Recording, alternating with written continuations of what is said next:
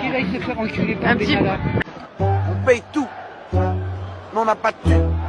Mais on paye quand même. Macron, c'est le roi des cons. Maintenant, c'est plus papy qui fait de la résistance, c'est mamie qui fait de la résistance. D'ailleurs, j'ai jamais voté pour lui. Pourquoi vous n'avez pas voté pour lui? Je savais que c'était une pourriture, qu'il allait capitaliser la France, Une qu'il allait tout pourriture, faut pas dire privatiser. ça. Si. J'irais même un autre mot, mais je restais poli. À votre retraite, dans 2-3 ans, vous aurez de votre retraite à vie. Nous, au VRIC, on n'aura pas de retraite à vie. Vous allez remettre en question nos retraites jusqu'à 70 ans. On va peut-être pas vivre jusqu'à 70 ans. On veut un RIC, c'est tout. Point barre. Et l'autre, il est dans son carrosse, hein, comme un roi. Et nous, on est en train de mourir de faim. On mange des patates tous les jours. On fait ce qu'on peut pour essayer de payer nos charges. Et on nous réclame encore plus, encore plus. Tout le long de la Seine, il y avait les bateaux avec les touristes, ils nous applaudissaient, ils prenaient des photos, ils nous posaient des questions. Vraiment, on a eu un succès monstre aujourd'hui. Et, contrairement à ce qu'ils pensent, le mouvement va redémarrer, mais sous une autre forme. À mon avis, là, le visuel, il y est, mais il va y avoir des nouvelles méthodes et les gens, ils vont boycotter la demande de réunion de Macron, c'est certain. Mis à part ça, Sur Macron, c'est un gros con. Julien, aujourd'hui, c'est la première fois. d'accord. Parce qu'il y en a vraiment ras-le-bol de voir le massacre qu'on fait. Hein. Les tontons flingueurs, là. On regarde pas, hein. Quand on voit le nombre de blessés, quand on entendait ce matin le chirurgien de Besançon de parler comment ça se passe au bloc opératoire, il dit c'est lamentable. C'est lamentable. Même le gasoil, même tout est augmenté en ce moment. Là. Macron, c'est le roi des cons qui nous plume comme des pigeons, nous tend comme des moutons, nous prend pour des couillons. Il faudrait lui crever le bidon pour lui donner de la raison. C'est-à-dire que moi, de toute manière, je me suis dit, s'il n'y avait pas eu les gilets jaunes, rien n'aurait démarré. Parce que tous ces connards maintenant, avec leurs grands trucs là, les grandes paroles, le grand Macron qui fait son show sur tous les plateaux, hein, qu'est-ce que ça va donner? Ça va rien donner. Faut pas se faire d'illusions, hein. Oui, parce que c'est les petits qui ont ouvert ça, hein. Ce qu'ils défendent, eh ben c'est vraiment la base de la vie. Et on ne lâche rien. Ah, si, lâchez les chacals, les hyènes et les renards pour qu'ils bouffent ce gros macronard ce gros connard de macronard. Eh bien, Que tous ces gros cons là qu'on a au Parlement, parce que moi je ne peux plus les voir. Je suis rentré dans une haine, j'ai 77 ans. Hein. Dans l'immeuble, ça remue. J'ai dit, ben, venez dans la rue. Moi c'est la première fois que j'y vais et moi je vais les soutenir. Et de plus en plus. Il ne faut pas que ça s'arrête. Je pense que la violence, elle est due au manque d'écoute du gouvernement. C'est un gros con, c'est le roi des riches, c'est moi le roi. Alors tous les débats qu'il fait là, la connerie, c'est la connerie. Il est en train de nous enfumer, c'est qu'à de dire, mais le dernier mot, qu'est-ce qu'il aura? Ils vont prendre par petits bouts, ils vont rassembler ça, et puis il aura le dernier mot, c'est moi le roi, je suis le cap, connard. Excusez-moi, nous aussi, on voudra bien manger du foie gras aussi pour Noël. Oh les gilets jaunes, je suis avec vous, moi les gars. Oh, on a paniqué la voiture, décomptez nous. On nique pas tout gros. Ça me bat les couilles. Hein. Au calme, allons police. Attends, on va mettre la police. Allons police. Oh police gros. On t'a niqué le camion gros. T'es dans la merde. On en a oui. Oui la police. il y avait des casseurs, bien évidemment. Mais c'est aussi une colère qui monte. Bah, la culture française, c'est vieux. Il y a quand même eu beaucoup dans l'histoire, les révolutions. Quand vous voyez qu'on taxe les petits salaires pour faire des cadeaux fiscaux aux riches, on ne peut pas accepter ça. Ça fait 3 samedis que nous venons. Ouais, c'est la première fois qu'on fait une manif de cette ampleur. Je suis rentré dans le mouvement il y a 2 jours. Il y a des personnes âgées, jeunes, tout âge. Tout le monde se débrouille. On en a marre. Nos enfants, moi j'ai une petite fille de 7 ans, quand elle a vu les images à la télé, elle m'a quand même dit fais attention maman, je veux que tu reviennes. Moi j'ai des sous, moi je gagne de l'argent. Je suis électricien, j'en gagne des thunes. En vrai, je pense à mes nièces, je pense à ma mère, je pense à la tienne. Et on en arrive tous à, on voit des gens de 60, de 70 ans, des papis, des mamies qui nous disent on va se fâcher aujourd'hui, on va se fâcher. Et il y a aussi un gros problème chez nous, ce sont les privilèges que se sont octroyés les politiques. c'est un droit qu'on a et qu'on a le droit de manifester dans les rues, dire notre mécontentement et voilà. L'Europe des riches. Quand vous voyez un président qui nous insulte, il encaisse, vous comprenez? Et au bout d'un moment, eh bien, ça ne va plus. Et là, ça y est, ça dégénère. Alors je pense que la violence, elle est due au manque d'écoute du gouvernement. Les policiers ont des familles, ils ont des enfants, et puis quand leurs enfants ils vont manger, eh ben, ils comprendront ce que nous on mange aussi. Voilà, c'est aussi simple que ça. C'est vrai que là, ça fait. Enfin, ils ont j'ai l'impression qu'ils ont peur aussi. Il y a une dame de 50 ans qui vient de se prendre un coup de flashball. Et franchement, si c'est ma mère qui est comme ça, franchement, ce sera pas la même. Mais tout le monde prend très violemment. On pense quelque chose. Il faut le faire jusqu'au bout. Il ne faut pas stigmatiser parce que moi j'ai fait un live tout à l'heure là, c'était des mères de famille, des petites dames de 50 ans qui arrachaient les barrières pour se protéger des grenades flash et des lacrymos, et des flashballs, c'est abusé. Au bout d'un moment, juste écoute-nous, et je le dis au ministre là qui a dit faut tirer à balles réelles sur Luc Ferry. Je te le dis, c'est pas ça qui nous arrêtera. Je te le dis, tue des gilets jaunes.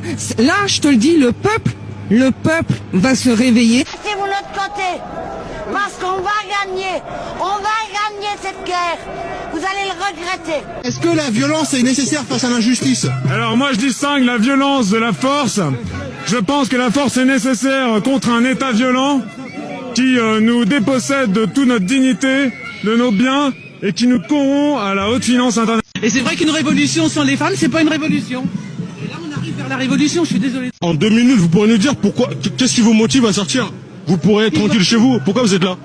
Eh bien par solidarité, parce que je fais pas partie des plus défavorisés. Moi non plus. Voilà. Et par contre par solidarité, je trouve que c'est un minimum de venir manifester avec les autres. Pour les aider. Ils n'y arriveront pas tout seuls. Les gilets jaunes sont facteurs de lien social? Complètement. Je pense que si Macron a réussi une chose, c'est de rassembler les gens. Là, pour le coup, je pense que la solidarité, elle est partout dans la rue.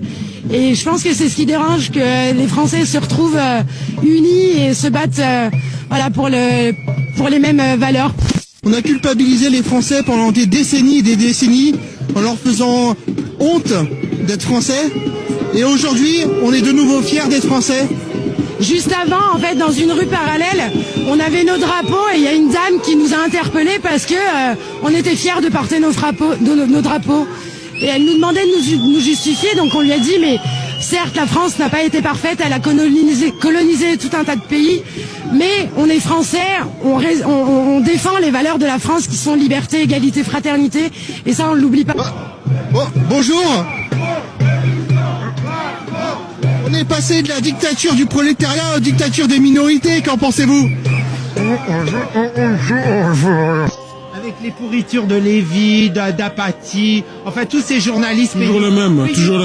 32 000 euros. Ces gens-là, ils n'ont pas compris qu'ils sont has-been. C'est déjà des vieux Macron, un vendu jusqu'à la lie, et ces gens-là, ils courtisent Macron comme des véreux, mais la France, elle n'est pas à vendre. Et nos enfants... ils valent plus que le 440, d'accord? Alors à partir de là, je peux vous dire que c'est un début de révolution, mais c'est pas la révolution dans le sens où on le pense. Vous voyez la fameuse pyramide des judéo-francs-maçons? Eh ben en vérité, vous allez avoir le haut de la pyramide qui va exploser. Les gens, ils vont sortir les outils de jardin, comme ils disent. Et les outils de jardin, ils vont les aiguiser. Ça sera une faucille, ça sera une pelle, ça sera une fourche, ça sera une faux. Ils ont pas vu le film 1900 en Italie? Eh ben ils vont comprendre. Parce que monsieur Macron, il est intelligent, il est instruit, il a une culture, il est bel homme, ok. Mais je vais vous dire, il lui manque une chose. Cet homme-là n'a pas d'âme. Les gens, ils veulent élever leurs enfants, ils veulent un avenir. Et Macron, cette ordure qui disait, il était en Algérie, et il ose dire, il n'y a pas de culture française. On va lui faire payer très très cher. On fout de l'eau sur la gueule. Bon, on continue l'interview parce que moi, je suis breton, j'ai pas peur de l'eau. Et le traité de Maastricht, frère. Le traité de Maastricht, on a dit non, il y a eu un référendum, ils ont passé au-dessus. Ça veut dire que quoi que tu fasses, ils sont toujours là au-dessus de toi. La BAC, c'est des bâtards, ils ont fracassé des vieux. Les gens, vous pouvez pas soutenir ce que la BAC et les faire, c'est pas possible. Vous n'êtes pas allés sur les rassemblements, allez-y, vous allez voir. Ouais, je pense qu'il faut le voir de ses yeux pour le croire. C'est pas un truc que vous verrez sur BFM, c'est un truc qu'il faut ressentir et voir de ses yeux. Même une photo, on peut faire dire ce qu'on veut. Les gars, vous êtes là pour quoi la vérité? Nous, la vérité, franchement, on vient du 9-3, d'Aubervilliers plus précisément. Lourd. On vient tout baiser. Moi, je suis venu parce que je suis venu pour la réforme de Parcoursup. Parce que je pense à mon avenir. Je pense à mon avenir. Frère, il a raison, ça se trouve, il a raison. Vous pensez pas à ça? Vous voulez finir dealer? Moi, je veux pas finir dealer. Je veux finir banquier. Donc, Inch'Allah, frère. je suis venu pour ça. Je suis venu pour protester. Ah, moi j'ai un message à faire passer à Dites-moi. à Matignon, au chef d'état-major des armées, au procureur général et au chef de la police nationale. C'est quoi le message? C'est qu'ils sont des traîtres à la patrie. Ils sont des traîtres à la patrie. Oui, ce sont des lâches, des dégonflés. Non, super. Et Bravo, on peut l'applaudir, bravo. Super, madame. Quand ça commence à aller, la nuit elle tombe, nous nous gaz tous. Je te promets que c'est vrai. Même si t'es pacifique. Et donc après je commence à comprendre un petit peu les gens, ils commencent à s'énerver, tu vois. Non, franchement, la France, il y a un ras-le-bol. Vraiment, les gens, on n'est pas écoutés. On travaille. Il y a des gens, ils travaillent et tout. Ça te donne pas envie de travailler. Psst, limite, t'as même plus envie de te lever le matin. Et limite, j'ai envie de faire la guerre. Qu'est-ce qu'il y a? C'est puis ça. je fais ça pourquoi? Pour mes enfants, pour moi, pour ma vie, Oh, bravo. pour mes parents, les gens qui sont handicapés. c'est Mais pour t'as moi. pas peur? T'as pas peur que... J'ai un petit peu peur, mais bon, sinon on ferait jamais rien. C'est ça qui est bon. Plus on a peur, mieux c'est. C'est comme ça. Des amis ça va pas, mes grands-parents ça va pas.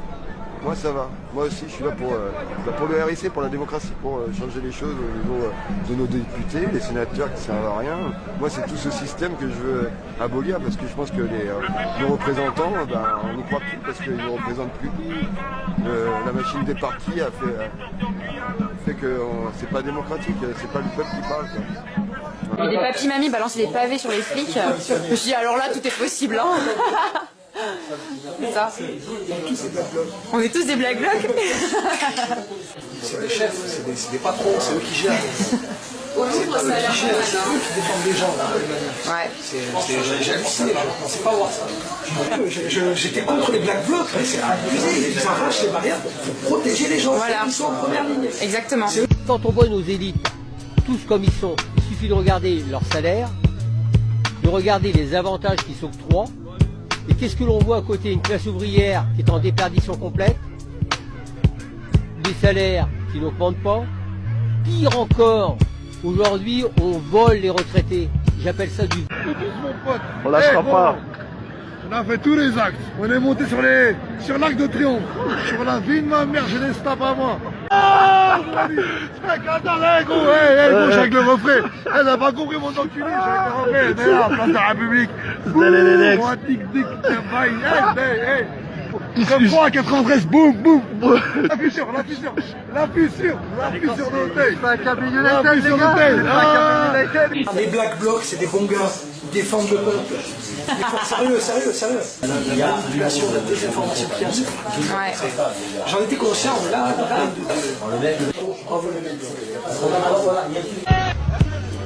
On nous espionne jusque dans notre baraque. Ils sont en train de nous filtrer, mais ils disent « Ah, vous avez vu, en Chine, ils sont contrôlés avec tant de pixels. Mais ici, c'est pire.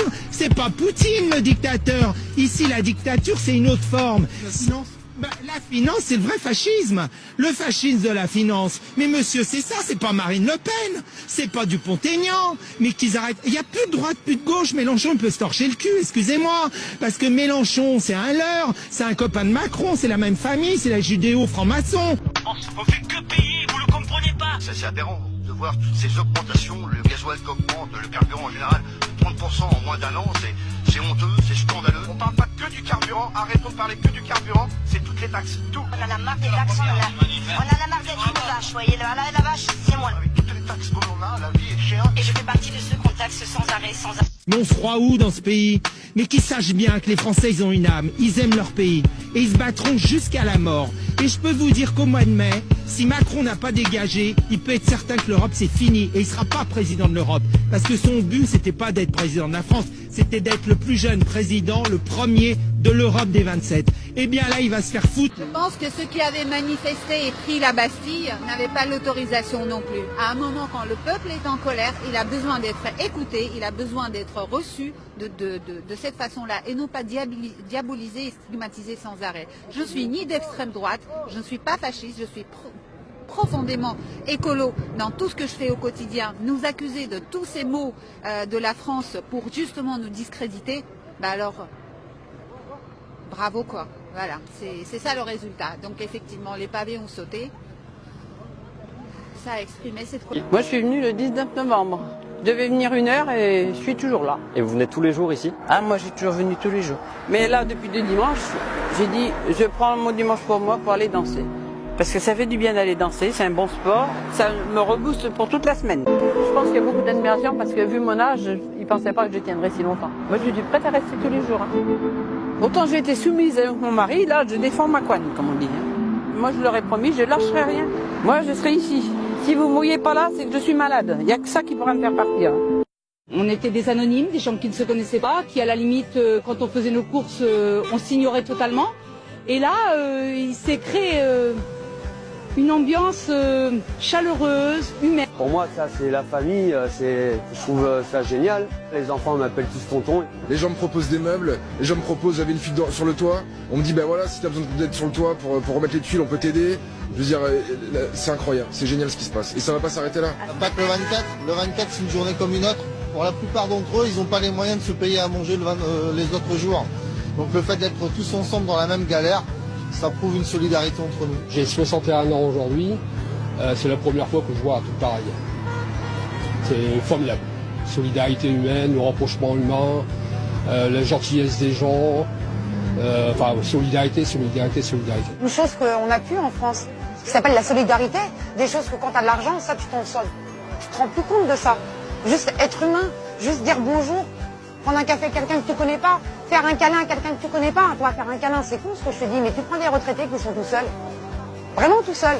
Moi, je suis arrivée ici, t'es en jaune, je suis en jaune, je suis venue vers toi, je t'ai fait un câlin. Ça a fait du bien de réveiller cette humanité-là. Il y en avait, il fallait la réveiller, et là, c'est ce qu'on a fait, et c'est pas près de s'éteindre. Je veux dire, il y a une flamme qui s'est rallumée. Elle va pas s'éteindre comme ça demain, c'est pas possible. On est vraiment dans une expérience sociale hyper intéressante et donc c'est ce qui fait aussi la force et ce qui fait qu'on est toujours là et de toute façon on n'en est pas arrivé là pour arrêter maintenant et tant que le gouvernement nous écoutera pas réellement et n'appliquera pas vraiment ce qu'on demande, on restera ici. Ça va reprendre de plus belle en janvier et s'il faut être là encore jusqu'à cet été et plus encore.